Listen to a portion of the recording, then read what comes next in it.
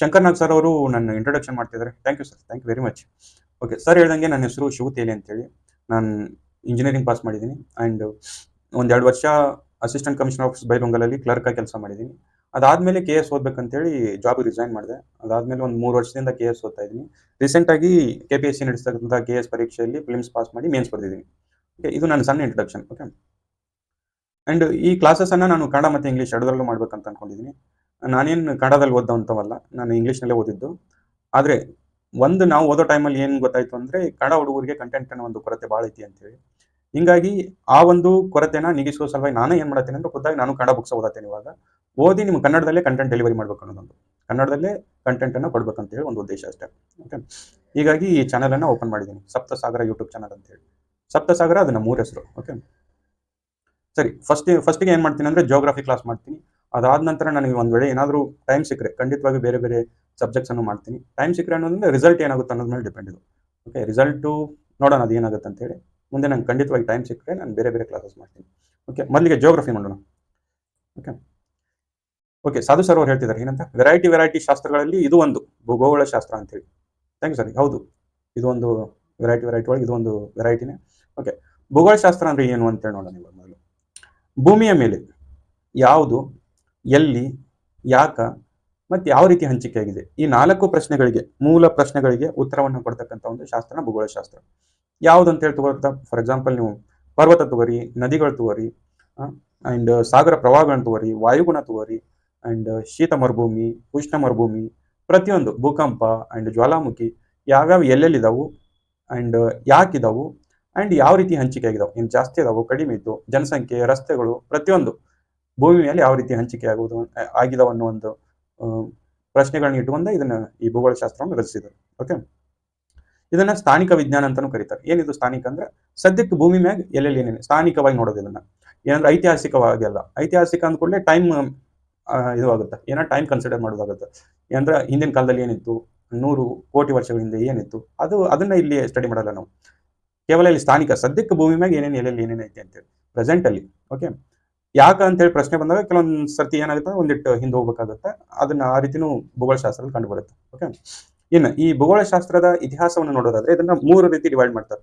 ಒಂದು ಪ್ರಾಚೀನ ಕಾಲದಲ್ಲಿ ಭೂಗೋಳಶಾಸ್ತ್ರ ಯಾವ ಲೆವೆಲ್ಗೆ ಇತ್ತು, ಮಧ್ಯಯುಗದಲ್ಲಿ ಯಾವ ರೀತಿ ಬಂತು, ಆಧುನಿಕ ಕಾಲದಲ್ಲಿ ಯಾವ ರೀತಿ ಡೆವಲಪ್ ಆಯಿತು, ಈ ರೀತಿ 3 ವಿಭಾಗಗಳನ್ನ ಮಾಡ್ತಾರೋ. ವಿಭಾಗಕ್ಕಿಂತ 3 ರೀತಿ ನೋಡ್ತಾರೆ ಇದರ ಒಂದು ಭೂಗೋಳಶಾಸ್ತ್ರದ ಒಂದು ಬೆಳವಣಿಗೆಯನ್ನು. ಪ್ರಾಚೀನ ಹಂತದಲ್ಲಿ ಅಥವಾ ಪ್ರಾಚೀನ ಕಾಲದಲ್ಲಿ ಈ ಗ್ರೀಕು ರೋಮನ್ನರೇ ಇದಕ್ಕೆ ತಳಹದಿಯನ್ನು ಹಾಕಿದ್ದು. ಅದರಲ್ಲೂ ಫಿಲಾಲಸ್ ಅಂತೇಳಿ ಬರ್ತಾನೆ ಒಬ್ಬ ವ್ಯಕ್ತಿ, ಕ್ರಿಸ್ತಪೂರ್ವ 480ರಲ್ಲಿ. ಇವನು ಭೂಮಿ ವೃತ್ತಾಕಾರವಾಗಿದೆ ಅಂತೇಳಿ ಫಸ್ಟ್ ಟೈಮ್ ಹೇಳಿದ. ಫಿಲಾಲಸ್ ಅನ್ನೋ ವ್ಯಕ್ತಿ ಇವು ಪೈಥಾಗೊರಸ್ ಅಂತ ಹೆಸರು ಕೇಳಿರ್ತೀನಿ ನೀವು, ಪೈಥಾಗೊರಸ್ನ ಶಿಷ್ಯ ಅವನು. ಮತ್ತೆ ಇನ್ನೊಂದು ಐತಿ, ಪೈಥಾಗೊರಸ್ ಭಾರತಕ್ಕೆ ಭೇಟಿ ನೀಡಿದ್ದ, ಭಾರತದಲ್ಲಿರೋ ವೇದಗಳ ಅಧ್ಯಯನ ಮಾಡಿದ್ದ ಅನ್ನೋ ಒಂದು ಮಾತುಗಳಿದಾವೆ. ಅವು ಎಷ್ಟು ಮಟ್ಟಿಗೆ ಸತ್ಯ ಸುಳ್ಳು ಅನ್ನೋದ್ರ ಬಗ್ಗೆ ಸಂಶೋಧನೆಗಳಾಗಬೇಕು. ಸೊ ಹಿಂಗಾಗಿ ನಾವು ಅದ್ರ ಬಗ್ಗೆ ಜಾಸ್ತಿ ಮಾತಾಡೋದು ಬೇಡ. ಓಕೆ. ಈ ಫಿಲಾಲಸ್ ಅನ್ನೋ ವ್ಯಕ್ತಿ ಏನಂದ್ರೆ ಭೂಮಿ ವೃತ್ತಾಕಾರವಾಗಿರೋ ಬಗ್ಗೆ ಫಸ್ಟ್ ಟೈಮ್ ಹೇಳ್ತಾನೆ. ಅದೇ ರೀತಿ ಅರಿಸ್ಟಾರ್ಕಸ್ ಅಂತ ಹೇಳಿ ಬರ್ತಾನೆ, ಇವ್ ಸೂರ್ಯ ಕೇಂದ್ರವಾದದ ಬಗ್ಗೆ ಮಾತಾಡ್ತಾನೆ. ಏನಿದು ಸೂರ್ಯ ಕೇಂದ್ರವಾದ ಅಂದ್ರೆ, ಅಥವಾ ಹಿಲಿಯೋಸೆಂಟ್ರಿಕ್ ಅಂತ ಕರೀತಾರೆ. ಸೂರ್ಯ ಕೇಂದ್ರವಾದ ಅಂದ್ರೆ ಸೂರ್ಯ ಮಿಡಲ್ ಅಲ್ಲಿ ಇದೆ, ಅಂದ್ರೆ ಮಧ್ಯದ ಕೇಂದ್ರ ಬಿಂದುದಲ್ಲಿದ್ದಾನೆ. ಅವನ ಸುತ್ತ ಇನ್ನುಳಿದ ಕಾಯಗಳಾದಂತ ಅಥವಾ ಕಾಯಗಳು, ಗ್ರಹಗಳೆಲ್ಲ ಅವನ ಸುತ್ತ ಸುತ್ತುವರಿಯಾಕತ್ತವು ಅಥವಾ ಚಲಿಸಾಕತ್ತವು ಅಂತ ಹೇಳ್ತಾರೆ. ಅದನ್ನ ಫಸ್ಟ್ ಟೈಮ್ ಯಾರು ಹೇಳ್ತಾರೆ ಅಂದ್ರೆ ಅರಿಸ್ಟಾರ್ಕಸ್ ಅಂತ ಹೇಳ್ತಾನೆ. ಬಟ್ ಇದು ಅಷ್ಟೊಂದು ಫೇಮಸ್ ಆಗಲ್ಲ, ಇದನ್ನ ಯಾರು ಕೇರು ಮಾಡಲ್ಲ. ಓಕೆ. ಅದನ್ನ ಒಪ್ಪುದಿಲ್ಲ ಯಾರು. ನಂತರ ಅರಿಸ್ಟಾಟಲ್ ಅಂತ ಬರ್ತಾನೆ. ಅರಿಸ್ಟಾಟಲ್ ಏನ್ ಮಾಡ್ತಾನೆ ಅಂದ್ರೆ ಮಿಟಿಯೋಲಾಜಿಕಾ ಅಂತ ಒಂದು ಬುಕ್ ಬರೀತಾನೆ. ಆ ಬುಕ್ ಅಲ್ಲಿ ಭೂಮಿ ವೃತ್ತಾಕಾರವಾಗಿದೆ ಅಂತ ಹೇಳ್ತಾನೆ. ಅದಕ್ಕೆ ಕಾರಣ ಹೇಳ್ತಾನೆ, ಭೂಮಿ ಯಾಕೆ ವೃತ್ತಾಕಾರವಾಗಿದೆ ಅಂದ್ರೆ, ಈ ಚಂದ್ರಗ್ರಹಣ ಟೈಮಲ್ಲಿ ಏನಾಗುತ್ತೆ ಅಂದ್ರೆ ಸೂರ್ಯ ಮತ್ತು ಚಂದ್ರನ ಮಧ್ಯದಲ್ಲಿ ಭೂಮಿ ಬಂದಿರುತ್ತೆ. ಈ ಭೂಮಿಯ ನೆರಳು ಚಂದ್ರನ ಮೇಲೆ ವೃತ್ತಾಕಾರವಾಗಿ ಬೀಳೋದ್ರಿಂದ ಅದಕ್ಕಾಗಿ ಅವ್ನು ಏನಂತಾನಂದ್ರೆ ಭೂಮಿ ವೃತ್ತಾಕಾರವಾಗಿದೆ ಅಂತ ಹೇಳ್ತಾನೆ. ಅದೇ ರೀತಿ ಅವ್ನು ಭೂಕೇಂದ್ರ ಸಿದ್ಧಾಂತದ ಬಗ್ಗೆ ಹೇಳ್ತಾನೆ. ಇಲ್ಲಿ ಏನಾಕತ್ತೆ ಅಂದ್ರೆ ಭೂಮಿ ಕೇಂದ್ರದಲ್ಲಿ ಐತಿ, ಅದರ ಸುತ್ತಲೂ ಇನ್ನುಳಿದ ಕಾಯಗಳು ಸುತ್ತಾಕತ್ತೆ ಅಂತ ಹೇಳ್ತಾನೆ. ಸುಮಾರು 17ನೇ ಶತಮಾನದ ತನಕ ಇದನ್ನೇ ನಂಬಿದ್ರು ಎಲ್ರು, ಭೂಕೇಂದ್ರ ಸಿದ್ಧಾಂತವನ್ನ ನಂಬಿದ್ರು. ಬಟ್ ನಂತರದ ದಿನಗಳಲ್ಲಿ ಏನಾಗುತ್ತೆ ಅಂದ್ರೆ ಅದು ಇಲ್ಲ, ಭೂಕೇಂದ್ರ ಸಿದ್ಧಾಂತ ಅಲ್ಲ, ಸೂರ್ಯ ಕೇಂದ್ರ ಸಿದ್ಧಾಂತಕ್ಕೆ ಎಲ್ಲರೂ ಒಪ್ಪಿಗೆ ಪಡ್ಕೋತಾರೆ. ಓಕೆ. ಇನ್ನು ಗ್ರೀಸ್ನ ಎರಾಟಾಸ್ತನೀಸ್ ಅಂತ ಹೇಳಿ ಬರ್ತಾನೆ. ಇವ್ನು ಜಿಯೋಗ್ರಫಿಕ್ ಅಂತೇಳಿ ಒಂದು ಬುಕ್ ಬರೀತಾನೆ. ಜಿಯೋಗ್ರಫಿಯನ್ನು ವರ್ಲ್ಡ್ ಹುಟ್ಟಿದ್ದೇ ಈ ಎರಾಟಾಸ್ತನೀಸ್ನಿಂದ. ಹಿಂಗಾಗಿ ಇವನನ್ನ ಜಿಯೋಗ್ರಫಿಯ ಪಿತಾಮಹ ಅಂತ ಕರೀತಾರೆ. ಈ ಜಿಯೋ ಅಂದ್ರೆ ಭೂಮಿ, ಗ್ರಾಫಿನ್ ಅಥವಾ ಗ್ರಾಫಿ ಅಂದ್ರೆ ವಿವರಣೆ ಅಂತೇಳಿ, ಭೂಮಿಯ ವಿವರಣೆ. ಭೂಗೋಳಶಾಸ್ತ್ರ ಅಂದ್ರೆ ಜಸ್ಟ್ ಭೂಮಿಯ ವಿವರಣೆ. ಭೂಮಿ ಮ್ಯಾಗ ಎಲ್ಲೆಲ್ಲಿ ಏನೇನ ಯಾಕೆ ಅದಾವು, ಎಷ್ಟು ಹಂಚಿಕೆ ಆಗಿದಾವು, ಇದ ಭೂಗೋಳಶಾಸ್ತ್ರ ಅಷ್ಟೇ. ಇನ್ನು ಮಧ್ಯಯುಗದಲ್ಲಿ ಏನಾಗುತ್ತಂದ್ರ, ಓಕೆ, ಮಧ್ಯಯುಗದಲ್ಲಿ ಅಲ್ ಮಸೂದಿ, ಅಲ್ಬೇರೂನಿ, ಮಾರ್ಕೋಪೋಲೋ, ನಿಕೋಲೋಪೋಲೋ ಅಂತ ವ್ಯಕ್ತಿಗಳು ಏನ್ ಮಾಡ್ತಾರೆ ಅಂದ್ರೆ ಬೇರೆ ಬೇರೆ ದೇಶಗಳಿಗೆ, ಬೇರೆ ಬೇರೆ ಖಂಡಗಳಿಗೆ ಏನ್ ಮಾಡ್ತಾರಂದ್ರೆ ಪ್ರವಾಸವನ್ನು ಕೈಗೊಳ್ತಾರೆ. ಅವರ ಒಂದು ಪ್ರವಾಸದಲ್ಲಿ ಬರೀತಾರೆ ಅವರು ಯಾವ್ಯಾವ ರಾಜ್ಯಗಳನ್ನ ನೋಡಿದ್ವು, ಯಾವ್ಯಾವ ರಾಜ್ಯರನ್ನು ನೋಡಿದ್ವು, ಅಲ್ಲಿ ಎಂತೆಂಥ ಪರ್ವತಗಳಿದಾವು, ಎಂತೆಂಥ ನದಿಗಳು ಹರಿತಾವು, ಪ್ರತಿಯೊಂದನ್ನು ಅವರು ಡೀಟೇಲ್ಡ್ ಆಗಿ ತಮ್ಮ ಬುಕ್ ಏನು ಟ್ರಾವೆಲಾಗ್ ಅಂತೇಳಿ ಏನು ಕರಿತೀವಲ್ಲ ಅದರಲ್ಲಿ ಬರೀತಾರೆ ಅವರು. ಓಕೆ, ಪ್ರವಾಸ ಕಥನಗಳಲ್ಲಿ. ಸೊ ಅದನ್ನು ಸಹಿತ ಅಲ್ಲಿಯೂ ಸಹಿತ ನಾವು ಏನಂದ್ರೆ ಭೂಗೋಳಶಾಸ್ತ್ರದ ಉಲ್ಲೇಖಗಳನ್ನ ನೋಡ್ಬೋದು. ಅಂದ್ರೆ ಅಲ್ಲಿ ಪರ್ವತಗಳ ಬಗ್ಗೆ, ನದಿಗಳ ಬಗ್ಗೆ ಅಂಡ್ ರಸ್ತೆಗಳ ಬಗ್ಗೆ, ಇಂಥ ಜನಗಳ ಬಗ್ಗೆ ಮಾಹಿತಿಯನ್ನು ಪಡ್ಕೋಬಹುದು ನಾವು. ಇನ್ನು ಆಧುನಿಕ ಕಾಲದಲ್ಲಿ, ಆಧುನಿಕ ಅಂತೇಳಿ ಯಾವಾಗ ಕರಿತೀವಿ ಅಂದ್ರೆ ನಾವು ಈ ಈ ಸೈನ್ಸ್ ಯಾವಾಗ ಡೆವಲಪ್ ಆಗುತ್ತಲ್ಲ ಅದನ್ನ ನಾವು ಆಧುನಿಕ ಅಂತ ಕರಿತೀವಿ. ಯುರೋಪಿನಲ್ಲಿ ಏನು ಒಂದು ಸೈನ್ಸ್ ಡೆವಲಪ್ ಆಗುತ್ತಲ್ಲ ಆ ಒಂದು ಕಾಲಾವಧಿಯನ್ನ, ರಿಲಿಜಿಯಸ್ ಫಿಲಾಸಫಿ ಏನ್ ಬಿಟ್ಟು ಸೈನ್ಸ್ ಏನ್ ಬರ್ತಾರಲ್ಲ ಆ ಒಂದು ಕಾಲಾವಧಿಯನ್ನ ಆಧುನಿಕ ಅಂತ ಕರೆಯೋದು. ಈ ಕಾನ್ಸ್ಟಾಂಟಿನೋಪಲ್ ಅನ್ನೋ ಒಂದು ಪ್ಲೇಸ್ ಬರುತ್ತೆ, ಇದು ಟರ್ಕಿಯಲ್ಲಿ ಬರುತ್ತೆ. ಅದು ಟರ್ಕಿಯಲ್ಲಿ ಈಗಿನ ಒಂದು ಕಾಲಾವಧಿಯಲ್ಲಿ ಅದನ್ನ ಇಸ್ತಾಂಬುಲ್ ಅಂತ ಕರೀತಾರೆ. ಈ ಟರ್ಕಿಯಲ್ಲಿ ಕಾನ್ಸ್ಟಾಂಟಿನೋಪಲ್ ಏನ್ ಬರುತ್ತಲ್ಲ ಇದನ್ನ ಅಟೋಮನ್ ಟರ್ಕರು ವಶಪಡಿಸಿಕೊಳ್ತಾರೆ. ಯಾರಿಂದ? ರೋಮನ್ನರಿಂದ. ವಶಪಡಿಸಿಕೊಂಡ ನಂತರ ಒಂದು ಏನದು ನೆಲಮಾರ್ಗ ಏನಿತ್ತಲ್ಲ ಅದನ್ನ ಬ್ಲಾಕ್ ಮಾಡಿಬಿಡ್ತಾರೆ. ಈ ಯುರೋಪಿಯನ್ರಿಗೂ ಮತ್ತೆ ಏಷ್ಯಾಗೆ ಏನು ಒಂದು ಕನೆಕ್ಷನ್ ಇತ್ತಲ್ಲ, ವ್ಯಾಪಾರದ ಕನೆಕ್ಷನ್, ಅದನ್ನ ಬ್ಲಾಕ್ ಮಾಡಿಬಿಡ್ತಾರೆ ಅವರು. ಬ್ಲಾಕ್ ಮಾಡೋದ್ರಿಂದ ಯುರೋಪಿಯನ್ರು ಏನ್ ಮಾಡ್ತಾರಂದ್ರೆ ಇನ್ನು ಹೆಂಗಾರೆ ಮಾಡಿ ಭಾರತಕ್ಕೆ ನಾವು ಹೋಗ್ಲೇಬೇಕಲ್ಲ, ಭಾರತ ಚೀನಾ ಇದಕ್ಕೆ ಹೋಗ್ಲೇಬೇಕಲ್ಲ, ಹೆಂಗ್ ಹೋಗೋದು ಅಂತೇಳಿ ವಿಚಾರ ಮಾಡ್ಕೊಂತಿರೋ ಸಮಯದಲ್ಲಿ ಜಲಮಾರ್ಗದ ಮೂಲಕ ಹೋಗೋಣ ಅಂತೇಳಿ ಡಿಸೈಡ್ ಮಾಡಿ ಎಷ್ಟೊಂದು ಜನ ಜಲಮಾರ್ಗದ ಮೂಲಕ ಬರ್ತಾರೆ. ಅದರಲ್ಲಿ ಬಂದಂತ ಮೊದಲನೇ ವ್ಯಕ್ತಿನೇ ಈ ಬರ್ತಾಲೋಮಿಯೋ ಡಯಾಸ್ ಅನ್ನೋ ವ್ಯಕ್ತಿ. ಈತ ಎಲ್ಲಿವರೆಗೆ ಬರ್ತಾನಂದ್ರ ಈ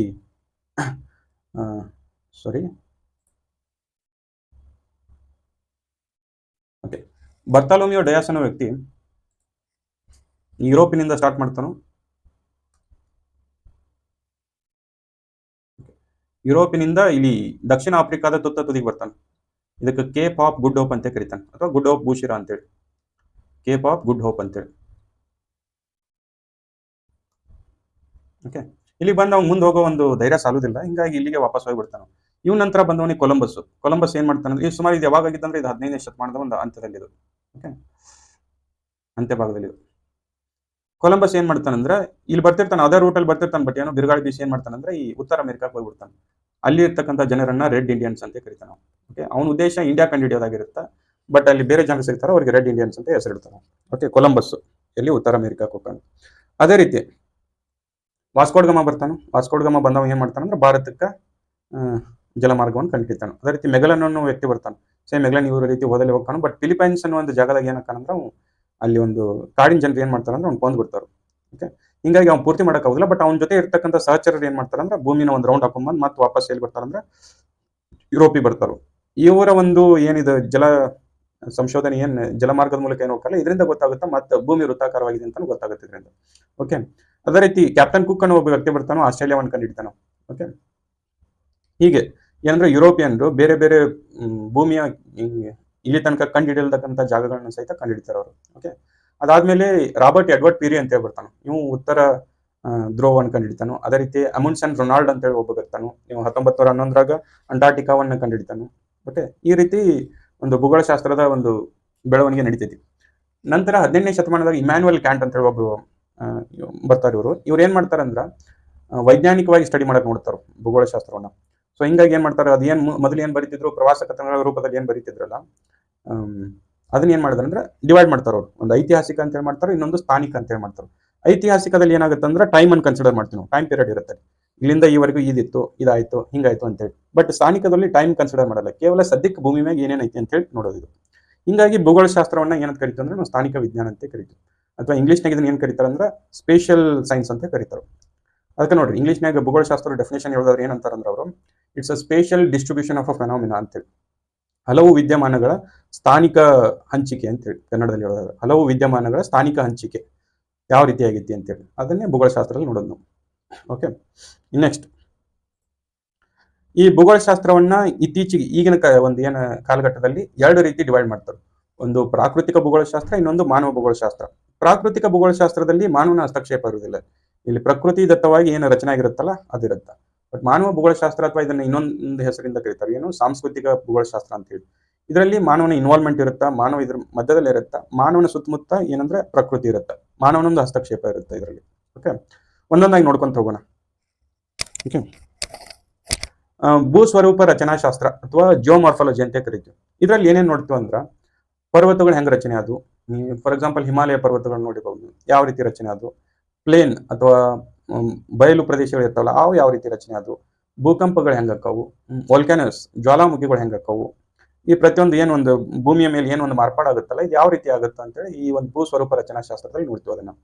ಇನ್ನು ವಾಯುಗುಣ ಶಾಸ್ತ್ರದಲ್ಲಿ ಮಳಿ ಎಲ್ಲೆಲ್ಲಿ ಆಕ್ಕತಿ, ಯಾಕೆ ಆಕ್ಕತಿ, ಅಂಡ್ ಶೀತ ಮರುಭೂಮಿಗಳು ಹೆಂಗೆ ಹುಟ್ಕೋತಾವು, ಮರುಭೂಮಿಗಳು ಹೆಂಗೆ ಹುಟ್ಕೋತಾವು, ಎಲ್ಲೆಲ್ಲಿ ಹುಟ್ಕೋತಾವು, ಅಲ್ಲೇ ಯಾಕೆ ಹುಟ್ಕೋತಾವು, ಇಂಥ ಒಂದು ವಿಚಾರಗಳ ಬಗ್ಗೆ ವಾಯುಗುಣದಲ್ಲಿ ನೋಡ್ತೀವಿ ನಾವು. ಅದನ್ನ ಕ್ಲೈಮೆಟೊಲಜಿ ಅಂತ ಕರೆದ್ವಿ. ಇನ್ನು ಹವಾಮಾನ ಶಾಸ್ತ್ರದಲ್ಲಿ ಡೇ ಟು ಡೇ ಲೈಫಲ್ಲಿ ಬೆಳಗ್ಗೆ ಬಿಸಿಲಿದ್ರ ಮಧ್ಯಾಹ್ನ ಮತ್ತು ಬಿಸಿಲಿರತ್ತ, ಸಂಜೆ ಊಟಿಗೆ ಮಳಿ ಆಕತಿ, ಯಾಕೆ ಹಿಂಗೆ ಆಕತಿ, ಏನು ಕಾರಣ ಅದಕ್ಕೆ, ಈ ರೀತಿ ಪ್ರತಿಯೊಂದನ್ನು ಅಲ್ಲಿ ಡೀಟೇಲ್ ಆಗಿ ಸ್ಟಡಿ ಮಾಡ್ತೀವಿ.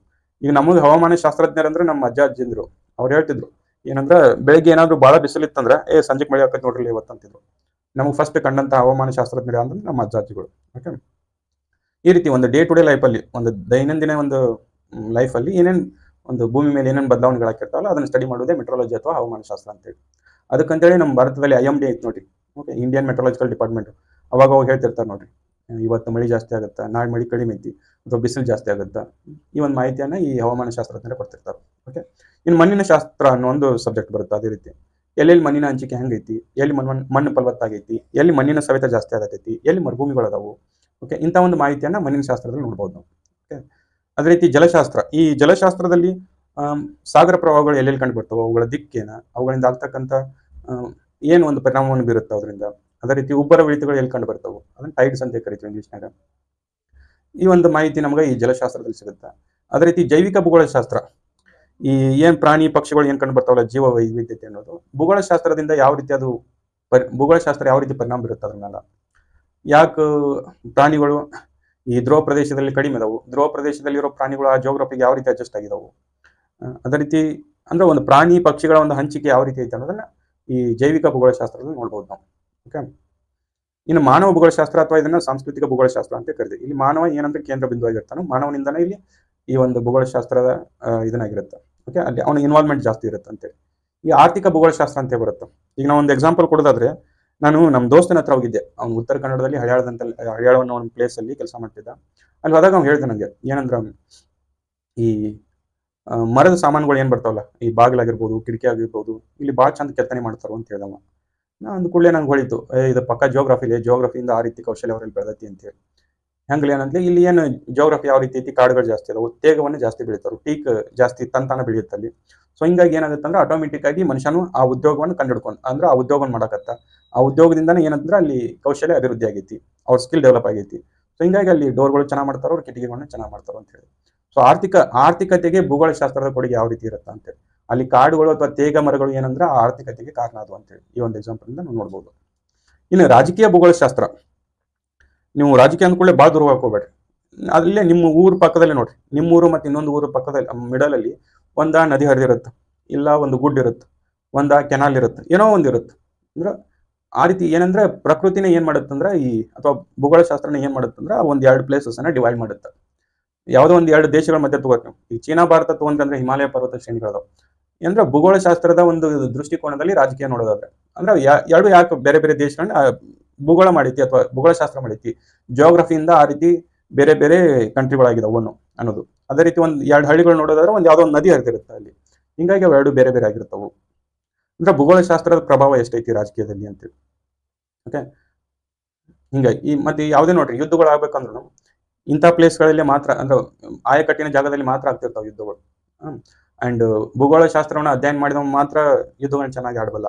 ನಿಮ್ಗೆ ಎಕ್ಸಾಂಪಲ್ ಕೊಡೋದಾದ್ರೆ 1971 ಇಂಡಿಯಾ ಪಾಕಿಸ್ತಾನ ವಾರು. ಇಂದಿರಾ ಗಾಂಧಿ ಅವರು ಬಂದು ಈ ಇವ್ರು ಬರ್ತಾರು, ಯಾರು ಸ್ಯಾಮ್ ಬಹದ್ದೂರ್ ಅಂತ ಬರ್ತಾರು. ಅವ್ರು ಫೇಮಸ್ ಆಗಿ ಸ್ಯಾಮ್ ಬಹದ್ದೂರ್ ಅಂತ, ಮನಿಕ್ ಶಾ ಅಂತ ಹೇಳಿ ಅವರು ಸ್ಯಾಮ್ ಬಹದ್ದೂರ್ ಅಂತ ಕರೀತಾರೆ ಅವ್ರಿಗೆ. ಅವ್ರನ್ನ ಬಂದು ಕೇಳ್ತಾರೆ ಅವರು, ಜೂನ್ ಟೈಮಲ್ಲಿ ಬಂದು ಕೇಳ್ತಾರೋ ಈಗ ಯುದ್ಧ ಮಾಡ್ಬೋದೇನಾ ಅಂತೇಳಿ. ಅವಾಗ ಹೇಳ್ತಾನೆ ಅವನು, ಇಲ್ಲ ಈಗ ಏನಾದರೂ ನಾವು ಯುದ್ಧ ಮಾಡಿದ್ರೆ ಪಕ್ಕ ಸೋಲ್ತೀವಿ, ಈ ಜೂನ್ ಟೈಮಲ್ಲಿ ಎಲ್ಲ ಮಳೆ ಜಾಸ್ತಿ, ನಾವು ಒಂದು ಡೇಟ್ ಕೊಡ್ತೀನಿ ಡಿಸೆಂಬರಲ್ಲಿ, ಆ ಡೇಟಲ್ಲಿ ಯುದ್ಧ ಮಾಡೋನು ಪಕ್ಕ ನಮ್ಮ ಕಡೆನೇ ಇರುತ್ತೆ ಅಂತ ಹೇಳ್ತಾರೆ ಅವ್ರು. ಸೊ ಹಿಂಗಾಗಿ ಭೂಗೋಳಶಾಸ್ತ್ರ ವಾಯುಗುಣ ಅವ್ರಿಗೆ ಗೊತ್ತಿತ್ತು ಅನ್ನೋ ಕಾರಣಕ್ಕೆ ಯುದ್ಧವನ್ನ ಅವ್ರ ಡೇಟನ್ನು ಮುಂದೂಡಿದ್ರು ಅವರು. ಸೊ ಭೂಗೋಳ ಬಗ್ಗೆ ಗೊತ್ತಿತ್ತು ಮಾತ್ರ ಈ ರೀತಿ ರಾಜಕೀಯದಲ್ಲಿ ಅದನ್ನು ಬಳಸಕ್ಕಾಗತ್ತೆ. ಹಿಂಗಾಗಿ ರಾಜಕೀಯ ಭೂಗೋಳಶಾಸ್ತ್ರ ಇಂಥ ಒಂದನ್ನು ಸ್ಟಡಿ ಮಾಡೋದಕ್ಕೆ ರಾಜಕೀಯ ಭೂಗೋಳಶಾಸ್ತ್ರ ಅಂತ ಕರಿತೀವಿ. ಇನ್ನು ಚಾರಿತ್ರಿಕ ಭೂಗೋಳಶಾಸ್ತ್ರ ಅಂದ್ರೆ ಹಿಸ್ಟ್ರಿನ ಜಿಯೋಗ್ರಫಿ ದೃಷ್ಟಿಕೋನದಲ್ಲಿ ನೋಡೋದು ಅಂತ. ಈಗ ನೋಡ್ರಿ, ನೀವು ಯಾವುದೇ ದೊಡ್ಡ ದೊಡ್ಡ ಸಾಮ್ರಾಜ್ಯಗಳಾಗಿರ್ಬೋದು, ಅವರ ರಾಜಧಾನಿಗಳು ಒಂದು ಆಯಕಟ್ಟಿನ ಜಾಗದಲ್ಲಿ ಸ್ಥಾಪನೆ ಮಾಡ್ತಿದ್ರು, ಜಿಯೋಗ್ರಫಿ ನೋಡ್ಕೊಂಡೇ ಅವರು ಸ್ಥಾಪನೆ ಮಾಡ್ತಿದ್ರು. ಫಾರ್ ಎಕ್ಸಾಂಪಲ್ ನೀವು ಹಂಪಿ ನೋಡೋದಾದ್ರೆ ವಿಜಯನಗರ ಸಾಮ್ರಾಜ್ಯದ ಸುತ್ತಲೂ ಅಲ್ಲಿ ಬೆಟ್ಟ ಗುಡ್ಡಗಳು ಅಂಡ್ ಇನ್ನೊಂದು ಕಡೆ ಅಲ್ಲಿ ತುಂಗಭದ್ರಾ ನದಿ ಹರಿಯುತ್ತೆ. ಸೊ ಇಂಥ ಒಂದು ಆಯಕಟ್ಟಿನ ಜಾಗ ನೋಡಿ ಅವರು ಆ ಒಂದು ರಾಜಧಾನಿಯಾಗಿ ಅವರು ಅದನ್ನು ಅಲ್ಲಿ ಸ್ಥಾಪನೆ ಮಾಡಿದರು. ಅದೇ ರೀತಿ ನೀವು ಬಾದಾಮಿ ಚಾಲುಕ್ಯರು ನೋಡೋದಾದ್ರೆ ಅಲ್ಲಿ ಮಲಪ್ರಭಾ ನದಿ ಹರಿಯುತ್ತೆ. ಅದೇ ರೀತಿ ಸುತ್ತಲೂ ಗುಡ್ಡ ಬೆಟ್ಟಗಳು ಅದಾವಲ್ಲಿ. ಸೊ ಬೇರೆದವ್ರು ಬಂದು ಯುದ್ಧ ಮಾಡಕ್ಕಲ್ಲಿ ಅನಾನುಕೂಲತೆ ಇರೋದ್ರಿಂದ ಅಂತ ಒಂದು ಆಯಕಟ್ಟಿನ ಜಾಗದಲ್ಲಿ ಅವರು ಸಾಮ್ರಾಜ್ಯವನ್ನು ಸ್ಥಾಪನೆ ಮಾಡಿದ್ರು. ಅದನ್ನ ಈ ಚಾರಿತ್ರಿಕ ಭೂಗೋಳ ಶಾಸ್ತ್ರದಲ್ಲಿ ಅಲ್ಲಿ ನೋಡ್ಬೋದು ನಾವು, ಜಿಯೋಗ್ರಫಿ ಯಾವ ರೀತಿ ಹಿಸ್ಟ್ರಿ ಕಾರಣ ಆಗುತ್ತೆ ಅಂತೇಳಿ. ಓಕೆ, ಇನ್ನ ನಗರ ಭೂಗೋಳ ಶಾಸ್ತ್ರ ಅಂತೇಳಿ. ನಗರ ಭೂಗೋಳ ಶಾಸ್ತ್ರದಲ್ಲಿ ಏನಂದ್ರೆ ಯಾವ್ಯಾವ ಸಿಟಿಗಳು ಯಾವ್ಯಾವ ಜಿಯೋಗ್ರಫಿ ಕಂಡೀಷನ್ ನೋಡ್ಕೊಂಡು ಸ್ಥಾಪನೆ ಆಗಿದಾವೆ. ಫಾರ್ ಎಕ್ಸಾಂಪಲ್ ನೀವು ಬೆಂಗಳೂರು ನೋಡೋದಾದ್ರ ಅಲ್ಲಿ ಒಂದು ವಾಯುಗುಣ ಚಲೋ ಐತಿ. ಓಕೆ, ಸುತ್ತಮುತ್ತಲು ನೀರಿನ ಲಭ್ಯತೆ ಐತಿ, ನದಿಗಳು ಹರಿದಿದ್ದಾವೆ, ಅಲ್ಲಿ ಜಿಯೋಗ್ರಫಿ ಚೆನ್ನಾಗೈತೆ ಅನ್ನೋ ಕಾರಣಕ್ಕೆ ಏನಾಗುತ್ತೆ ಅಂದ್ರೆ ಅಲ್ಲಿ ಸಿಟಿಗಳು ಡೆವಲಪ್ ಆಗ್ತಾವೆ. ನೀವು ಭಾರತದಲ್ಲಿ ಯಾವುದೇ ಸಿಟಿ ತಗೋರಿ, ಒಂದು ತಾಲೂಕಾ ಅಥವಾ ಡಿಸ್ಟಿಕ್ ಏನೋ ತಗೋರಿ, ಅಲ್ಲಿ ಒಂದು ಪಕ್ಕದಲ್ಲಿ ಒಂದು ನದಿ ಆದ್ರೂ ಹರಿದಿರುತ್ತಾ, ಒಂದು ಕೆರೆ ಆದ್ರೂ ಇರುತ್ತೆ ದೊಡ್ಡದು, ಏನೋ ಒಂದು ನೀರಿನ ಲಭ್ಯತೆ ಇದ್ದಾಗ ಮಾತ್ರ ಅಲ್ಲಿ ಏನಂದ್ರೆ ಸಿಟಿಗಳು ಡೆವಲಪ್ ಆಗ್ತಾವೆ. ಓಕೆ, ನೀವು ಕರ್ನಾಟಕದಲ್ಲಿ ತಗೋದಾದ್ರೆ ಬೆಂಗಳೂರಲ್ಲಿ ಕಾವೇರಿ, ಅರ್ಕಾವತಿ, ಋಷಭಾವಂತಿ ಅಂತ ನದಿಗಳು ಹರಿದಿದ್ದಾವೆ. ಮೈಸೂರು ತಗೋದಾದ್ರೆ ಕಾವೇರಿ ನದಿ ಹರಿದೈತಿ. ಅದೇ ರೀತಿ ನೀವು ಬೆಳಗಾವಿ ತಗೋದಾದ್ರೆ ಬೆಳಗಾವಿ ಪಕ್ಕದಲ್ಲಿ ಮಾರ್ಕಂಡೇಯ ನದಿ ಹರಿಯುತ್ತಾ. ಅದೇ ರೀತಿ ನೀವು ಬೇರೆ ಬೇರೆ ವಿಜಾಪುರ ತಗೋದಾದ್ರೆ ಕೃಷ್ಣಾ ನದಿ, ಅಲ್ಲಿ ಆಲ್ಮಟ್ಟಿ ಜಲಾಶಯ ಐತೆ ನೋಡ್ರಿ. ಸೊ ಯಾವುದೇ ಸಿಟಿ ಡೆವಲಪ್ ಆಗ್ಬೇಕಂದ್ರೆ ಅದರ ಪಕ್ಕದಲ್ಲಿ ಒಂದು ಯಾವ್ದಾದ್ರು ನದಿ ಹರಿದಿರಬೇಕು ಅಥವಾ ನೀರಿನ ಲಭ್ಯತೆ ಇರಬೇಕು. ಅಂದ್ರೆ ಜಿಯೋಗ್ರಫಿ ನೋಡ್ಕೊಂಡು ನಾವೇನಂದ್ರೆ ಸಿಟಿಗಳು ಡೆವಲಪ್ ಆಗ್ತಾವೆ. ಇದನ್ನ ನಾವು ನಗರ ಭೂಗೋಳಶಾಸ್ತ್ರದಲ್ಲಿ ಓದ್ಬೋದು ಇಂಥದನ್ನೆಲ್ಲ. ಅದೇ ರೀತಿ ಸಾಮಾಜಿಕ ಭೂಗೋಳಶಾಸ್ತ್ರ, ಈಗ ನಾವು ಏನು ಸಾಮಾಜಿಕ ಸಂಬಂಧಗಳದಾವಲ್ಲ, ಈ ಜಿಯೋಗ್ರಫಿ ಮೇಲೂ ಡಿಪೆಂಡ್ ಆಗ್ತಾವೆ. ನಿಮ್ಗೆ ಒಂದು ಎಕ್ಸಾಂಪಲ್ ಕೊಡೋದಾದ್ರ, ಈ ಕಾಡು ಅಥವಾ ಬಹಳ ದಟ್ಟ ಒಂದು ಅರಣ್ಯ ಪ್ರದೇಶದಲ್ಲಿ ವಾಸಿಸ್ತಕ್ಕಂಥ ಜನರ ಮಧ್ಯೆ ಬಹಳ ಒಗ್ಗಟ್ಟಿರುತ್ತಲ್ಲಿ. ಯಾಕಂದ್ರೆ ಅವ್ರಿಗೆ ಸುತ್ತಲೂ ಏನಂದ್ರೆ ಜನರ ಒಂದು ಅವಶ್ಯಕತೆ ಭಾಳ ಇರುತ್ತೆ. ತಮ್ಮ ಸುತ್ತಮುತ್ತಲು ಏನ್ ಜನ ಇರ್ತಾರಲ್ಲ ಅವರ ಒಂದು ಅವಶ್ಯಕತೆ ಭಾಳ ಇರುತ್ತೆ ಅವ್ರಿಗೆ. ಅದೇ ನೀವು ಸಿಟಿಗಳಲ್ಲಿ ಬದುಕುವಂತ ಜನರಿಗೆ ಪಕ್ಕದಲ್ಲಿರೋ ಜನರ ಅವಶ್ಯಕತೆ ಅಷ್ಟೊಂದು ಇರಲ್ಲ. ಯಾಕಂದ್ರೆ ಅವ್ರಿಗೆ ಏನ್ ಬೇಕೆಲ್ಲ ಆಟೋಮೆಟಿಕ್ ಆಗಿ ಸಿಗ್ತಿರುತ್ತೆ. ಬಟ್ ಈ ಗುಡ್ಡಗಾಡು ಪ್ರದೇಶ, ಪಶ್ಚಿಮ ಘಟ್ಟಗಳಲ್ಲಿ ಏನ್ ಬದುಕ್ತಿರ್ತಾರಲ್ಲ ಅವ್ರ ಜನರಿಗೆ, ಈಗ ಯಾವ್ದಾದ್ರು ಒಂದು ಆಸ್ಪತ್ರೆಗೆ ಹೋಗ್ಬೇಕಂದ್ರೆ ಇನ್ನೊಬ್ರು ಹೆಲ್ಪ್ ಮಾಡಿದಾಗ ಅವ್ರಿಗೆ ಆಸ್ಪತ್ರೆಗೆ ಹೋಗಕ್ಕಿರ್ತದೆ. ಓಕೆ, ಹಿಂಗಾಗಿ ಅವರಲ್ಲಿ ಒಗ್ಗಟ್ಟು ಜಾಸ್ತಿ. ಹಿಂಗಾಗಿ ಹಳ್ಳಿಗಳಲ್ಲಿ ಒಗ್ಗಟ್ಟು ಜಾಸ್ತಿ. ಸಿಟಿಗಳಲ್ಲಿ ಏನಾಗುತ್ತೆ, ಅವಶ್ಯಕತೆ ಕಮ್ಮಿ ಆಗೋದ್ರಿಂದ ಒಗ್ಗಟ್ಟು ಕಡಿಮೆ ಆಗುತ್ತೆ. ಸೊ ಜಿಯೋಗ್ರಫಿನೂ ಏನಾಗುತ್ತೆ ಅಂದ್ರೆ ಸಾಮಾಜಿಕ ಜನರ ಒಂದು ಸಂಬಂಧಗಳದಾವಲ್ಲ ಇದ್ರ ಮೇಲೂ ಪ್ರಭಾವ ಬೀರುತ್ತೆ. ಇಂಥದನ್ನ ನಾವು ಈ ಸಾಮಾಜಿಕ ಭೂಗೋಳಶಾಸ್ತ್ರದಲ್ಲಿ ಓದ್ತೇವೆ. ಇನ್ನು ಜನಸಂಖ್ಯಾ ಭೂಗೋಳಶಾಸ್ತ್ರ ಜನಸಂಖ್ಯೆ ಮೇಲೆ ಯಾವ ರೀತಿ ಪರಿಣಾಮ ಬೀರುತ್ತೆ. ಈಗ ಅಲ್ಲಿ ಒಂದು ಇದು ಜಿಯೋಗ್ರಫಿ ಚೆನ್ನಾಗಿತ್ತು ಅಂದ್ರೆ ಜನರ ಸಂಖ್ಯೆನೂ ಜಾಸ್ತಿ ಆಗುತ್ತೆ. ಫಾರ್ ಎಕ್ಸಾಂಪಲ್ ನೀವು ರಷ್ಯಾ ನೋಡ್ರಿ, ಎಂತ ಒಂದು ದೊಡ್ಡ ದೇಶ ಅದು, ಅಲ್ಲಿ ಕೇವಲ 14 ಕೋಟಿ ಜನಸಂಖ್ಯೆ ಐತಿ. ಅದೇ ನೀವು ಭಾರತ ರಷ್ಯಾಗಿಂತ 7ನೇ ದೊಡ್ಡ ರಾಷ್ಟ್ರ, ಬಟ್ ನಮ್ಮಲ್ಲಿ 140 ಕೋಟಿ ಜನಸಂಖ್ಯೆ ಐತಿ. ಯಾಕಂದ್ರೆ ನಮ್ಮ ಜಿಯೋಗ್ರಫಿ ಚೆನ್ನಾಗೈತಿ, ವಾಯುಗುಣ ಚೆನ್ನಾಗೈತಿ. ನೀವು ಅದೇ ರೀತಿ ಚೀನಾದ ವಾಯುಗುಣನೂ ಚೆನ್ನಾಗೈತಿ. ಬಟ್ ನೀವು ಈ ಆಸ್ಟ್ರೇಲಿಯಾ ನೋಡ್ಬೋದು, ಆಸ್ಟ್ರೇಲಿಯಾದಲ್ಲಿ ಸುಮಾರು ಮರುಭೂಮಿನೇ ಐತೆ ಅಲ್ಲಿ, ಹೌದಾ. ಹಿಂಗಾಗಿ ಆ ಒಂದು ಜಿಯೋಗ್ರಫಿನೂ ಕಾರಣ ಆಗುತ್ತೆ ಜನಸಂಖ್ಯೆ ಒಂದು ಯಾವ ರೀತಿ ಹಂಚಿಕೆ ಆಗಿತ್ತು ಅನ್ನೋದ್ರ ಮೇಲೆ. ಇಂಥದನ್ನ ನಾವು ಜನಸಂಖ್ಯಾ ಭೂಗೋಳಶಾಸ್ತ್ರದಲ್ಲಿ ನೋಡ್ತೀವಿ. ಓಕೆ, ಇನ್ನು ವ್ಯವಸಾಯ ಭೂಗೋಳಶಾಸ್ತ್ರ, ಎಲ್ಲಿ ಜಿಯೋಗ್ರಫಿ ಚೆನ್ನಾಗಿರುತ್ತಲ್ಲ ಅಲ್ಲಿ ವ್ಯವಸಾಯ ಚೆನ್ನಾಗಿರುತ್ತೆ. ಫಾರ್ ಎಕ್ಸಾಂಪಲ್ ನೀವು ಗಂಗಾ ನದಿ ಬಯಲು ಪ್ರದೇಶ ತಗೋದಾದ್ರೆ ಅಲ್ಲಿ ಅಗ್ರಿಕಲ್ಚರ್ ಯಾಕೆ ಅಷ್ಟೊಂದು ಚೆನ್ನಾಗೈತಿ ಅಂದ್ರೆ ಅಲ್ಲಿ ಬಯಲು ಪ್ರದೇಶ ಅದು, ನೀರಿನ ಲಭ್ಯತೆ ಚೆನ್ನಾಗಿದೆ, ಜಿಯೋಗ್ರಫಿ ಚೆನ್ನಾಗಿದೆ. ಹಿಂಗಾಗಿ ಏನಂದ್ರೆ ಅಲ್ಲಿ ವ್ಯವಸಾಯ ಚೆನ್ನಾಗಿ ಮಾಡ್ಬೋದು. ಮಣ್ಣು ಫಲವತ್ತಾಗಿರೋ ಸಿಗುತ್ತೆ, ವ್ಯವಸಾಯ ಚೆನ್ನಾಗಿ ಮಾಡ್ಬೋದು. ಪ್ಲೇನ್ ಏರಿಯಾದಲ್ಲಿ ಅಗ್ರಿಕಲ್ಚರ್ ಮಾಡೋದು ಭಾಳ ಈಜಿ. ಅದೇ ನೀವು ಗುಡ್ಡಗಾಡು ಪ್ರದೇಶದಲ್ಲಿ ಅಗ್ರಿಕಲ್ಚರ್ ಮಾಡೋದು ಭಾಳ ಕಷ್ಟ ನೋಡ್ರಿ. ಹಿಂಗಾಗಿ ಭೂಗೋಳಶಾಸ್ತ್ರದ ದೃಷ್ಟಿಕೋನದಲ್ಲಿ ವ್ಯವಸಾಯವನ್ನು ನೋಡೋದಿಲ್ಲ. ಓಕೆ, ಇದನ್ನ ಅಗ್ರಿಕಲ್ಚರ್ ಜಿಯೋಗ್ರಫಿ ಅಂತ ಕರೀತಾರೆ.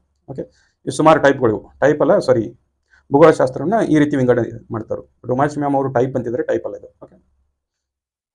ಓಕೆ, ನೆಕ್ಸ್ಟ್ ಇನ್ನು KS ಸಿಲೆಬಸ್ ಏನಿದೆ ಜಿಯೋಗ್ರಫಿದು, ಒಂದು ವರ್ಲ್ಡ್ ಜಿಯೋಗ್ರಫಿ ಓದಬೇಕಾಗುತ್ತೆ, ಜೊತೆಗೆ ಇಂಡಿಯನ್ ಜಿಯೋಗ್ರಫಿನ ನೋಡ್ಬೇಕಾಗುತ್ತೆ, ಅದ್ರ ಜೊತೆಗೆ ಕರ್ನಾಟಕ ಜಿಯೋಗ್ರಫಿ, ಇವು ಮೂರನ್ನು ತಿಳ್ಕೊಬೇಕು. ಫಿಲ್ಮ್ಸ್ ಅಲ್ಲಿ ಕೇವಲ ಹ್ಯುಮ್ಯಾನಿಟೀಸ್ ಅಂತ ಬರ್ದ್ಬಿಟ್ಟಾರ ಅವರು, ಹ್ಯುಮ್ಯಾನಿಟೀಸ್ ಜಿಯೋಗ್ರಫಿ ಅಂತ ಬರ್ದ್ಬಿಟ್ಟಿದ್ದಾರೆ. ಬಟ್ ಮೇನ್ಸ್ ಅಲ್ಲಿ ಡಿಟೇಲ್ಡ್ ಆಗಿ ಒಂದೊಂದು ಟಾಪಿಕ್ ಅನ್ನು ಮೆನ್ಷನ್ ಮಾಡಿ ಕೊಟ್ಟಿದ್ದಾರೆ ಮೇನ್ಸ್ ಅಲ್ಲಿ. ಓಕೆ, ವರ್ಲ್ಡ್ ಜಿಯೋಗ್ರಫಿಯಲ್ಲಿ ನೋಡೋದಾದ್ರೆ ಮೊದಲು ಲಿಥೋಸ್ಪಿಯರ್ ಅಥವಾ ಶಿಲಾಗೋಳ ಅಂತ ಕರೀತಾರೆ. ಅದರಲ್ಲಿ ಕೆಲವೊಂದು ಟಾಪಿಕ್ಸ್ ಬರ್ತಾವೆ. ಯಾವುದು rocks, earthquakes, volcanics, plate tectonics and erosion ಬಗ್ಗೆ ಮಾತಾಡ್ತಾರೋ. ಇನ್ ಅಟ್ಮಾಸ್ಫಿಯರ್, ವಾಯುಗುಣದಲ್ಲಿ structure and composition and elements of climate and weather ಅಂದ್ರೆ ವಾಯುಗುಣದ ಬಗ್ಗೆ ಮಾತಾಡ್ತಾರೆ ಅಲ್ಲಿ ಯಾವುದಲ್ಲಿ ವಾಯುಗುಣದಲ್ಲಿ.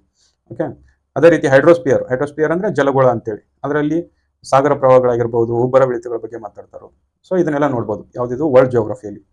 ಅದೇ ರೀತಿ ಮೌಂಟೇನ್ಸ್ ಎಲ್ಲಿದ್ದಾವು, ರಿವರ್ಸ್ ಎಲ್ಲಿದ್ದಾವು, ಫಾರೆಸ್ಟ್ಸ್, ಗ್ರಾಸ್ಲ್ಯಾಂಡ್ಸ್, ಡೆಸರ್ಟ್ಸ್ ಅಂದ್ರೆ ಮರುಭೂಮಿಗಳು ಅಂತೇಳಿ, ಅಂಡ್ ಹ್ಯೂಮನ್ ರೇಸಸ್, ಅಂಡ್ ಅದೇ ರೀತಿ ಪಾಪ್ಯುಲೇಷನ್ ಅಂದ್ರೆ ಜನಸಂಖ್ಯೆ ಬಗ್ಗೆ ಹೇಳಿದೆ ನಾನು ಅವಾಗ, ಅದ್ರ ಡಿಸ್ಟ್ರಿಬ್ಯೂಷನ್ ಹೆಂಗೈತಿ, and sex ratio and quality of life and life expectancy, literacy, ಈ ಪ್ರತಿಯೊಂದು ಮಾಹಿತಿಯನ್ನು ಈ ವರ್ಲ್ಡ್ ಜಿಯೋಗ್ರಫಿಯಲ್ಲಿ ನೋಡ್ತೀವಿ ನಾವು. ಇದು ಎಲ್ಲಿ ಅಂದ್ರೆ ಮೇನ್ಸ್ ಅಲ್ಲಿ ಇದು. Okay, in geography of India ಅಂತ ನೋಡಿದ್ರೆ ಇದೇನು 2ನೇ ಪಾಯಿಂಟ್ ಅಲ್ಲಿ ಇತ್ತಲ್ಲ, ಅದನ್ನೇ ಇಲ್ಲಿ ಇಂಡಿಯಾದಲ್ಲಿ ನೋಡೋದಷ್ಟೇ. ಇಂಡಿಯಾದಲ್ಲಿ ಎಲ್ಲೆಲ್ಲಿ ಯಾವ್ಯಾವ ರೀತಿ ಹಂಚಿಕೆ ಆಗಿದೆ ಅಂತ ಹೇಳಿ. ಇದರಲ್ಲಿ ಖನಿಜಗಳ ಬಗ್ಗೆ ಒಂದು ಸ್ವಲ್ಪ ಡೀಟೇಲ್ ಆಗಿ ಸ್ಟಡಿ ಮಾಡ್ತಾರೋ.